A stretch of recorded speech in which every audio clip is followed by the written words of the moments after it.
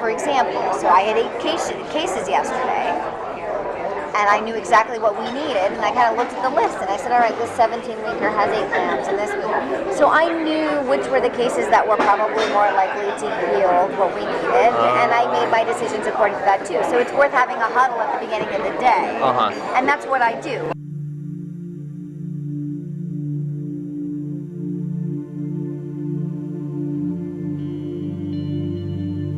I never did, but I think I've witnessed some of the other technicians work with the doctors. I remember I was on my day off and I went on my laptop and popped up and they were working, and I saw a message saying that the doctor had aborted a fully intact fetus. Fully intact, and StemExpress was sending it straight to the lab. I literally have had women come in and they'll go in the OR and they're back out in 3 minutes, and I'm going, what's going on?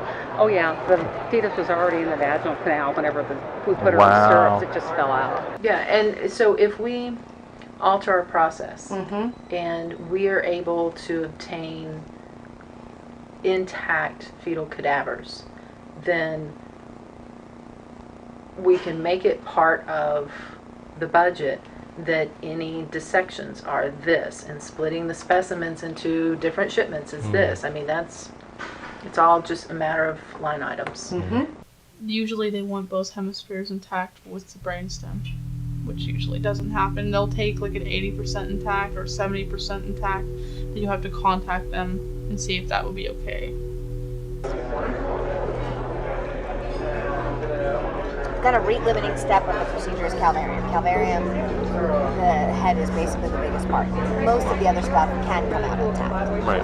It's very rare to have a patient that doesn't have enough dilation to evacuate all the other To bring them function, to bring the body cavity out, intact and all that. And with the calvarium, in general, some people will actually try to change the presentation so that it's not a vertex, because when it's a vertex presentation, you never have enough dilation at the beginning of the case unless you have a real huge amount of dilation to deliver an intact calvarium. Right. So if you do it starting from the breech presentation, there's dilation that happens as the case goes on, and often the last, you can evacuate an intact calvarium at the end. So I mean, there are certainly steps that can be taken. So they can convert to breech, for example, at the start of the... Exactly. Under ultrasound guidance, they can just change the presentation. Okay. I was training with Jessica in the Alameda, and I've been doing it for a few weeks, so I kind of knew what I was doing, but kind of not. And it was really busy, and one of the doctors came in and she looked really frustrated. The medical assistants were with her, and I don't know, it's my deal to listen and see what's going on, and the doctor just says, if she can't calm down, I can't do the abortion. Like, and I can't medicate her.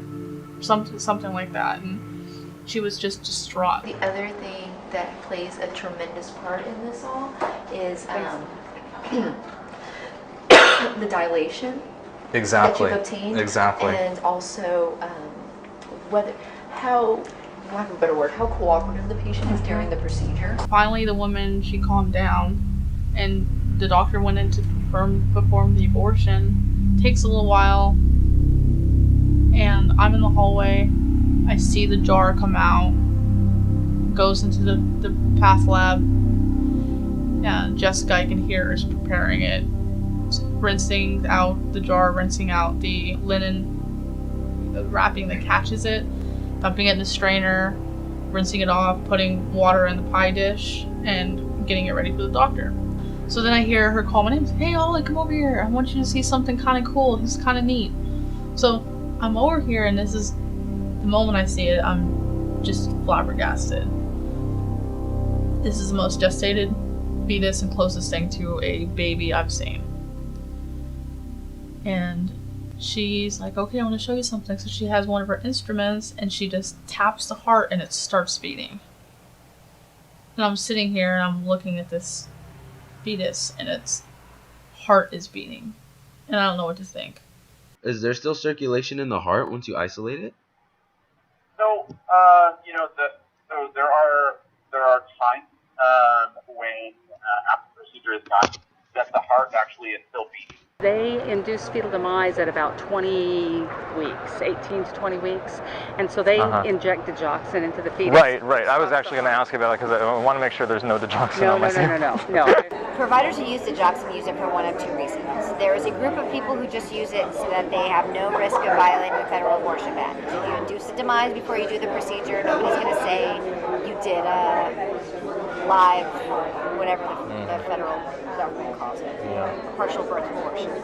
Whenever you're talking about fully intact fetuses in the context of fetal tissue procurement, those are situations where no feticide, like digoxin or potassium chloride, no chemical like that can be used to kill the fetus beforehand because that poisons the organs and the tissues. Yeah. And so in that case, it's prima facie evidence of born alive infant cases.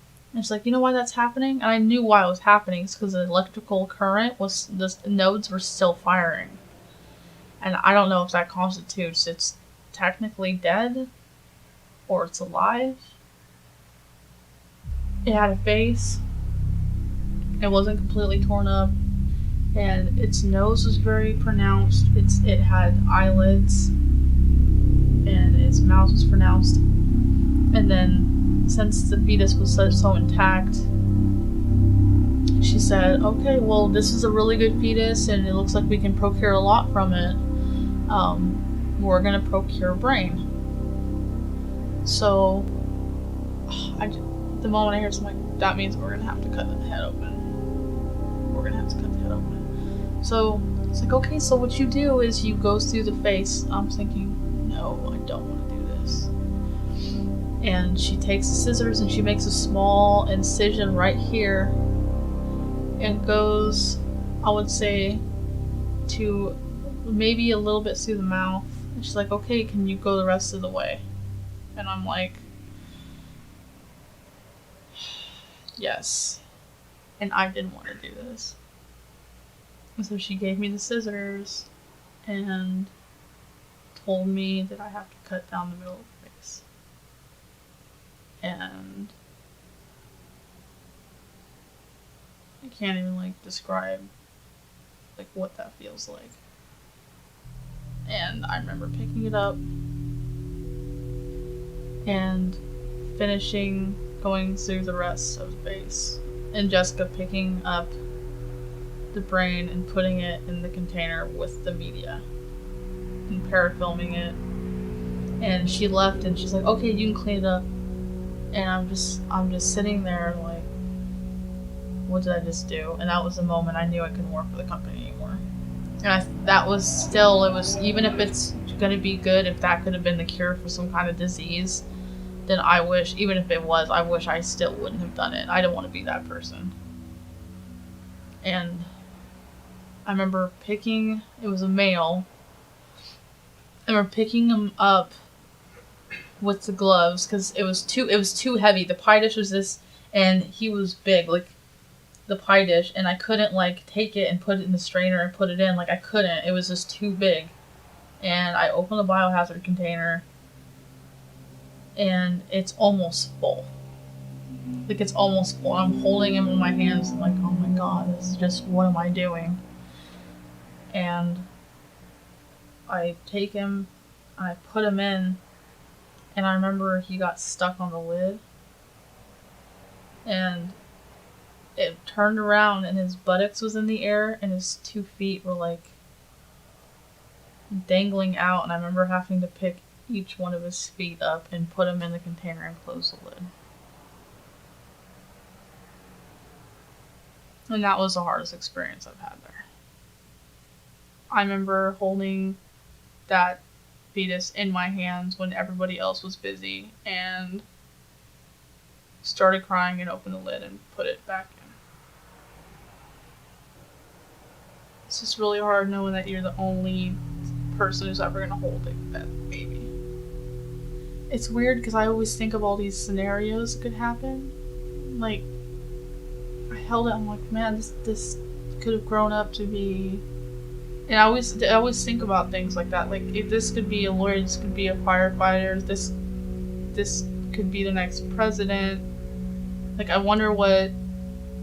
Because you can tell the sex sometimes. I wonder if this, what it would like. I can imagine, I wonder at age 3 if you know, she would like to color. Or things like that, you know, I wonder what it would look like, her mom or her dad, or things like that. I feel like it's a waste of life. Like, and it's sad that so many people view it as a mistake. You know, because it's not. I mean, life isn't a mistake. I mean, getting pregnant it be an accident, but it's not a mistake.